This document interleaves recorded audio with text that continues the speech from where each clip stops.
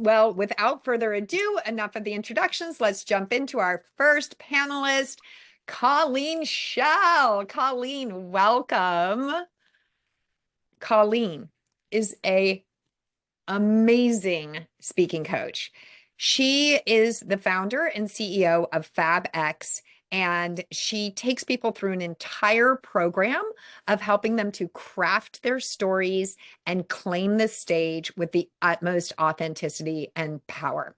I know this from personal experience because I was blessed to have Colleen show up on her own dime at my TEDx Boca Raton TED Talk in May and support me on that journey. I call her my fairy godmother. She literally showed up with a cloud of fairy dust and magic to help me do my best job on that talk, which has gone viral and has about 250,000 views now. So I'm so grateful to Colleen. Colleen empowers leaders who want to teach, inspire, and influence people in the superpower of storytelling and public speaking from the stage. Let's say a warm welcome to Colleen. Colleen. Hi, May May. Thank you so much for having me. So excited to be here. Oh my God. So, Colleen, we're just going to dive straight in to the heart of everyone's question. What makes for powerful storytelling on stage? Oh, well, that is a great question. And there's so many things that are involved with great storytelling on stage. But what really lights the audience up is self-expression. So when you are able to really be yourself, fully self-express on that stage, connecting with the audience, connecting with yourself, connecting with your story, it has the audience come alive in new ways and gives them the experience of entertainment because your emotions are contagious. So when you are able to be self-expressed, fully emoting, understanding your story, the impact it had on you, the possibility impact on the audience, all of a sudden your emotions are giving them the mirror neuron emotions, which is this roller coaster feeling. It's almost like they're watching a movie when you're up on stage, and they get this kind of Freaky Friday body swap experience where it's like, oh my gosh, that's me. She's telling my story.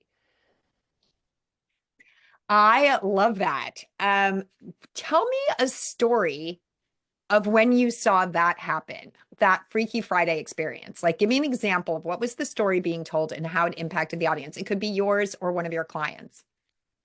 So my specific formula that I use actually creates this Freaky Friday body swap experience because of the profound way that the story is created.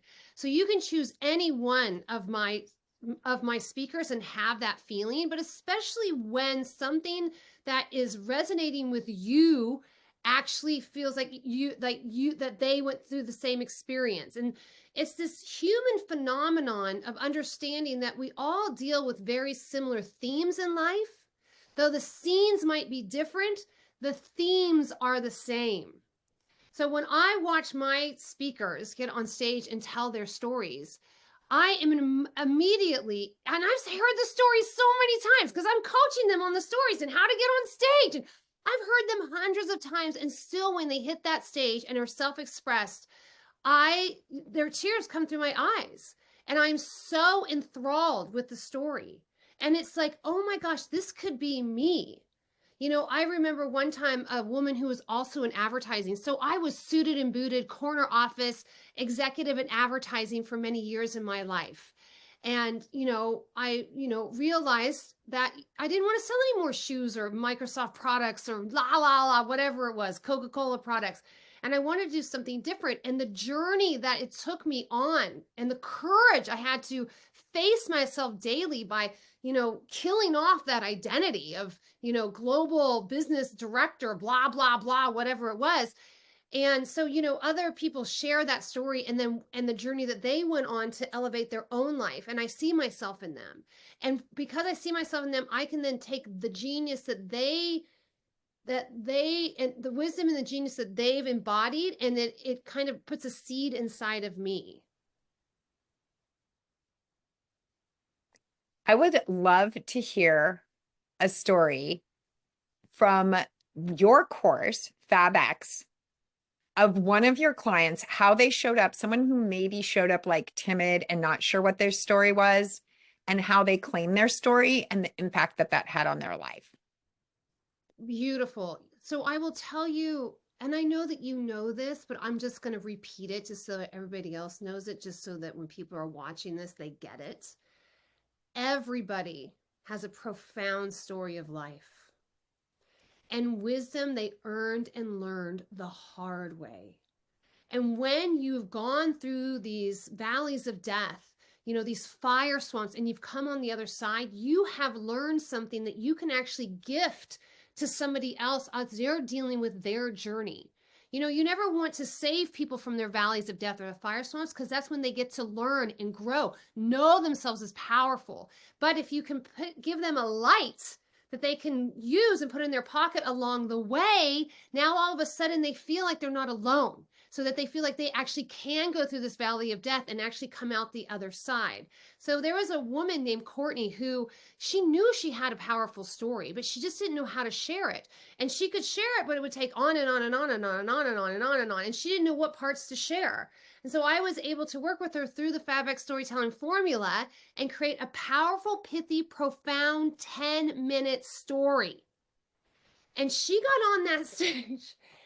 And I mean, I could be telling about a lot of people, but I'm just telling about Courtney. She got on that stage. She blew everybody away. There wasn't a dry eye in the theater. She was alive and free. It was emotional. It was adventurous. It was so profound. And she did this thing, what we call land the plane or stick the ending, where she was able to drop her wisdom in such a powerful way that it literally created like a force wave, an energy wave through the audience that woke everybody up to understand, like, holy shit, if she did that after she went through that, I can do anything.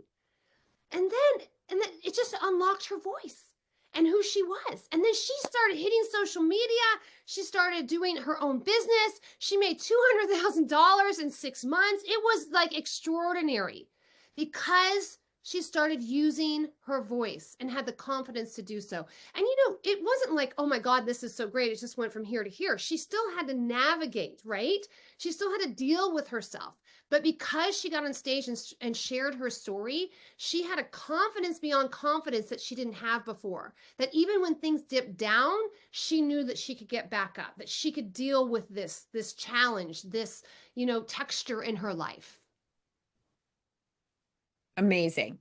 I think Kiran had a question for you. Kiran. I did. First, Colleen, it's so great to see you. I haven't seen you in years. Years. And ironically and kind of heartbreaking, the last time I saw you was a hike through Topanga. That's right. Yeah, when we went to that little tree house. Yes, but it's so beautiful to see you. So yeah, I had a question, and because storytelling, so many forms, so many media for that, from film, visuals, the written word, music. But you said something in the beginning which was really wonderful, because you coach oral stories. One of the things that I feel is like super, probably the most cringy thing to me is like when I have made a film, a commercial, or I've made a film and I'm watching it with a test audience in a theater, because it's locked, right? It's locked. And the emotions that people I can't adjust it at that moment. I can't get that dopamine, like, oh, it's going off the rails, I need to bring it back here. So I would love to hear more about that, because oral storytelling is so powerful.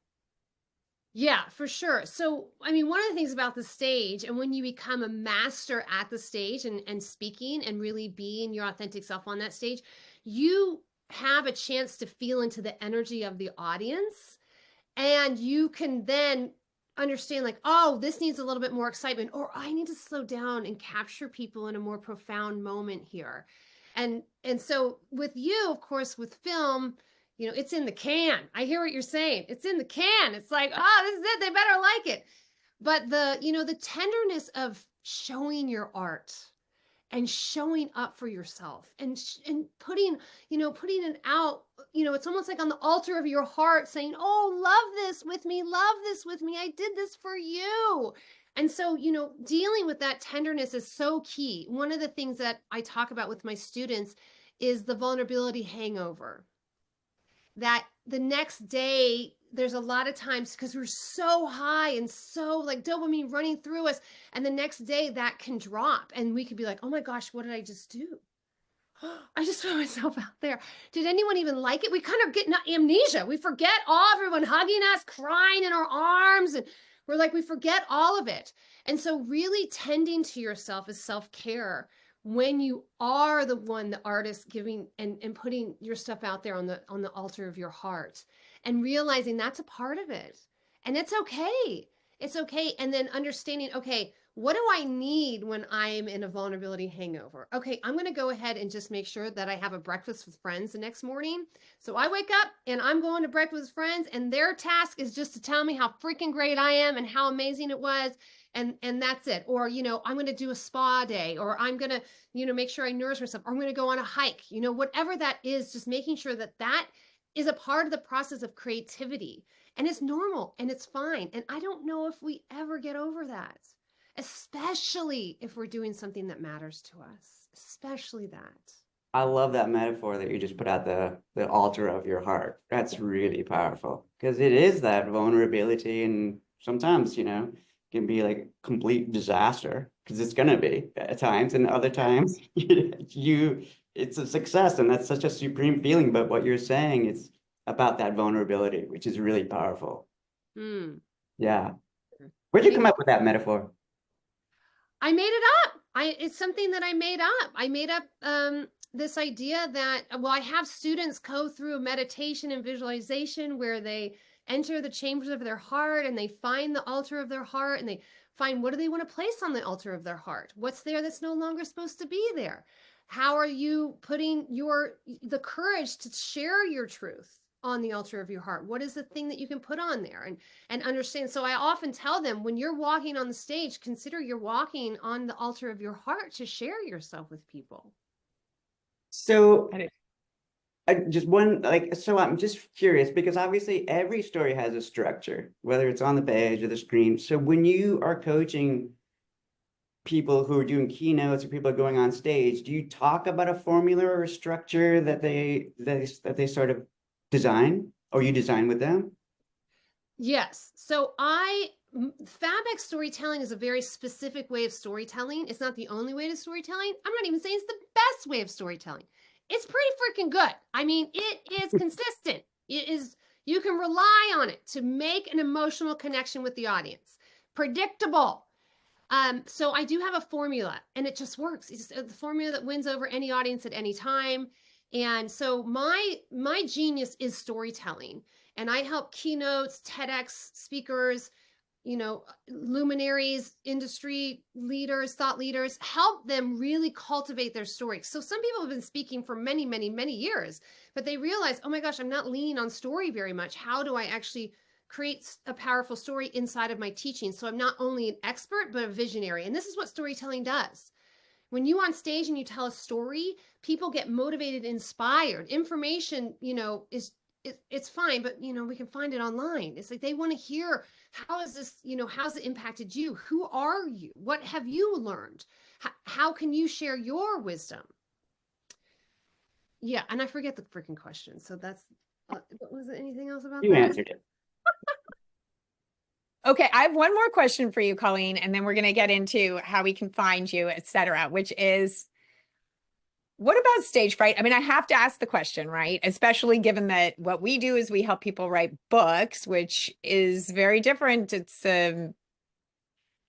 work that you do often alone at your computer. And until you get out there and publish it, you may not have much experience interacting, but you have to get people on stage, and stage fright is one of the most common fears.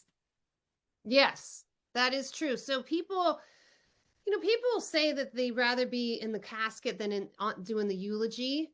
And, you know, I don't know if that's true. I do think that we elevate this idea of anxiety and fear a little bit too much when we talk about how scary it is.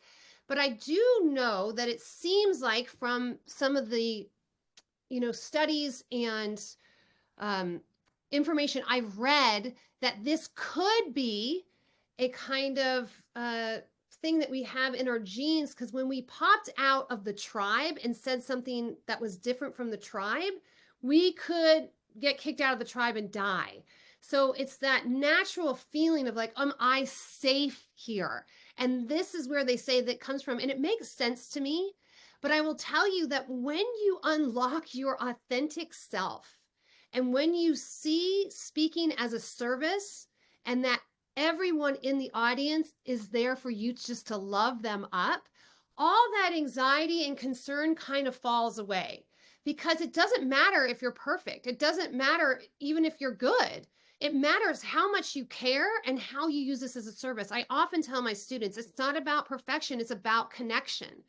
Your audience members will forgive mistakes. They don't care if you make a mistake. They don't care, like, I gotta go check my notes here. Let me make sure I get everything in. They don't care if you have to, like, some of my students are like, Colleen, what's my line? And I'm like, here's your line. And I tell them the line. And the audience loves it. They feel like they're getting a behind the scenes experience. They just love it.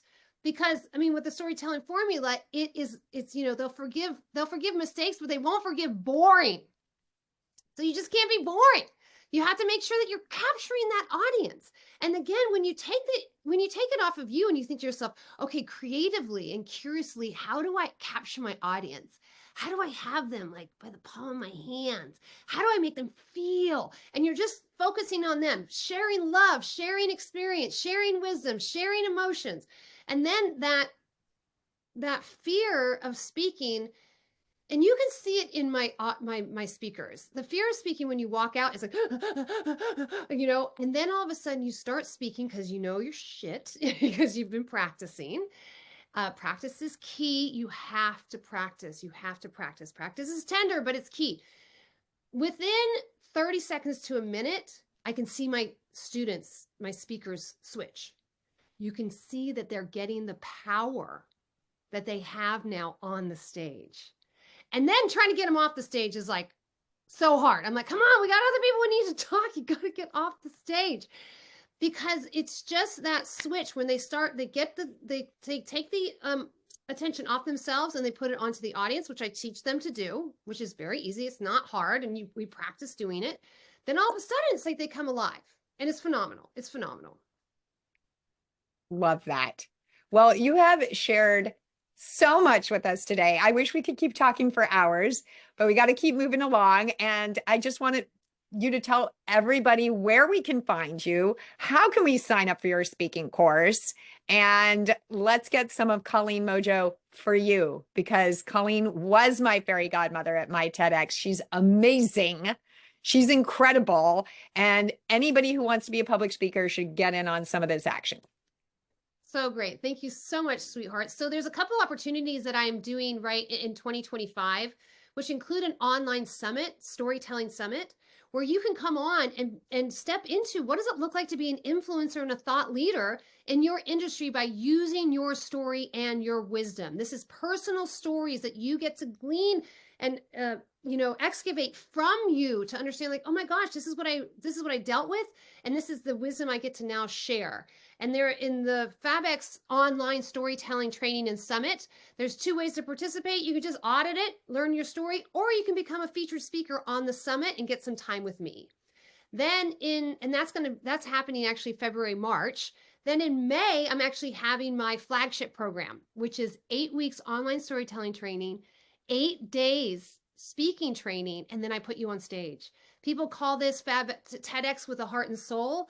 So it's lights, cameras, action, you get a video, you get all the photos, but the biggest thing is who you become. Who you become along the way, it's drastically changed. You know yourself as someone that can win over an audience at any time with your story. You know someone who can then go towards a microphone instead of back away a microphone. Again, you get confidence beyond confidence. And what happens when you have confidence beyond confidence, you start taking those risks. You start going to call that partner that you wouldn't partner with, but you thought was out of your range. You are submitting a speaker, application to TEDx. You are getting in touch with that international podcast that you should be on. And now all of a sudden, bigger opportunities, bigger doors are opening, and this is a game changer for you. It's a total game changer. And, not only does it have that really beautiful impact to create more success, it has that fulfillment and satisfaction of creating the impact you know that you can make here while you're on this physical plane. And I will tell you, there's nothing greater than having that alignment. Having that alignment of actually doing what you desire. If you desire to storytell, if you desire to write your book, if you desire to get on stage, those desires chose you for a reason. Not everybody has this. There's a fire inside your heart specifically for you. And we all think, oh, everybody wants this. No, not everybody wants this. So if your desire has chosen you and you do not fan those flames, your life, it's just not going to be the same. And we all know that we need more voices out there. We need more wisdom. The world is not going the way that we want it to go. And it's our job and our opportunity. It's our opportunity to really step into our power, into our voice. So if you want more information, go to fabx.tv/guru for online, fabx.tv/Austin, because it's going to be in Austin, Texas, for the flagship where you actually get on the live stage with 300 people in the audience and all the cameras and stuff like that. I will leave all this in the chat. And I'll also leave a link to my Calendly. If you have any questions, let's just get on the call together. Thank you, Colleen. I love you. I love you. You can just feel Colleen's energy, right? I mean, I feel like just every time I speak with you or you show up on Zoom in person is just inspirational. It makes me want to live my best life. And I'm so grateful to you. Thank you for being here today, Colleen. Yeah, thank you so much. It's absolutely my honor. And Mamie, I just want to say congratulations. Congratulations on what you're creating. And I just want you to think right now. Think about all the people that you have impacted from the books that you've written and the books that you've helped other people write. I just want you to think about a number. If you were going to think of a number, what would that number be? I mean, I love to ask people that when it comes to their books too. I'm like, what if you could change 10 people's lives? Would that make it worthwhile? You know, we think of like, I have to have a New York Times bestseller, or, you know, I have to get picked up by Oprah's book list. But what if you changed 10 people's lives? Is that a good enough number? It is for me. Extraordinary, extraordinary. And I want you to get present, young lady, to the fact that you have impacted millions of people already with what you're doing. And as you're starting this community and creating more opportunity for people to share their voices, it's just going to be, you know, tenfold. So thank you, thank you, thank you for creating this, for bringing me on into the conversation. You know, I love you very much. And I'm just so inspired and so honored to be called your friend and your colleague. And I just thank you. Thank you, Mamie. Thank you so much. Look forward to more offerings from Colleen and your best-selling book and FabX collaborations. We all have the same mission, which is to get you sharing your story with the world. Every single one of us has a story inside us. It is the story of our own life, our own journey, the wisdom we have learned along the way.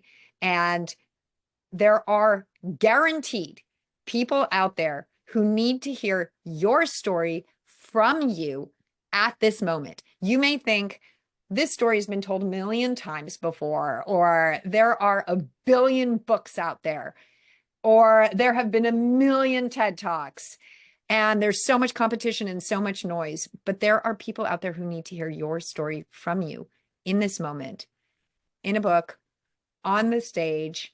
And we'll be speaking a little bit more with people who also tell their stories on screen throughout the day. Thank you again, Colleen. You can find Colleen at FabX TV, incredible speaking coach. Bye, Colleen. Thank you for coming today. Thank you so much.